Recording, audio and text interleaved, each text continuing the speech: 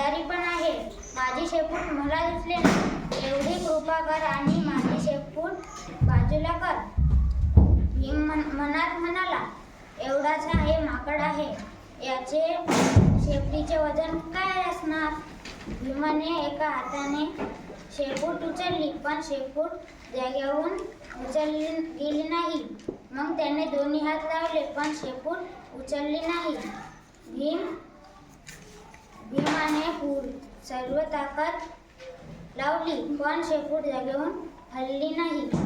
त्याला कळले, हे साधे माकड नाही. तो नम्रपणे म्हणाला, महाराज आपण कोण आहात. माकड म्हणाला, मी रामभक्त हनुमान आहे.